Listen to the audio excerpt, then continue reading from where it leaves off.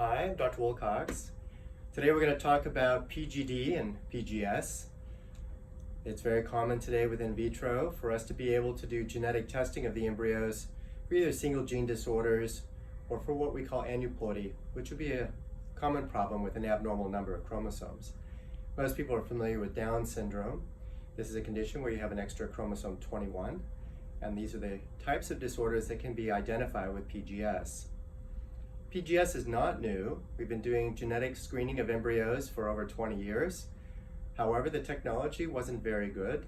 The early technologies used a colored probe that would attach to the chromosome, allow us to identify how many chromosomes were present. We literally would count the number of colored figures, and it wasn't very helpful. It was called fluorescent in situ hybridization. So that was commonly used for gender selection only, even though there were up to 13 probes available out of the 23 chromosomes. The more probes we tried to use, the lower the efficacy or accuracy. After the Human Genome Project, we were able to use a technology called ArrayCGH. ArrayCGH allowed us for the first time to be able to identify all 46 chromosomes or 23 pairs. Unfortunately, we would take multiple cells when we do the biopsy, and we learned that the embryos often will have more than one cell line. That is, some cells are normal, other cells were abnormal. And the early technology would report the embryo as abnormal, and we realized that many of these embryos will go on to lead to healthy pregnancies. So we are missing out on an opportunity to transfer normal embryos with the ArrayCGH. The most recent technology is next genomics, or next generation gene sequencing.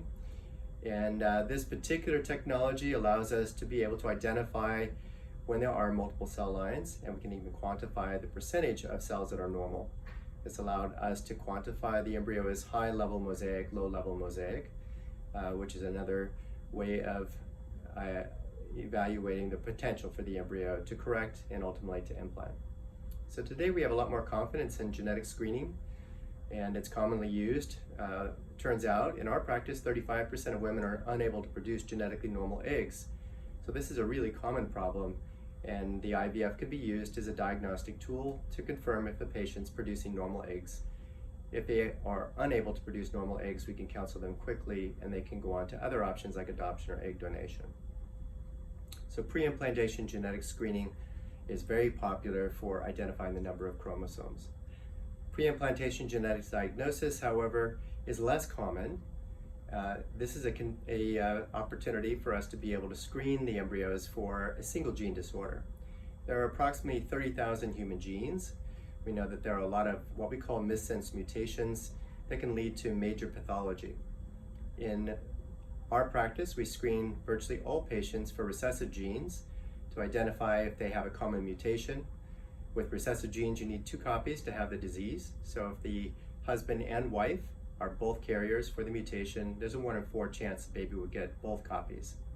So we can identify those embryos that would be affected by using pre-implantation genetic diagnosis to exclude those embryos and prohibit the baby from being impacted. So today we have made great strides in not only helping people get pregnant, but help people have healthy babies.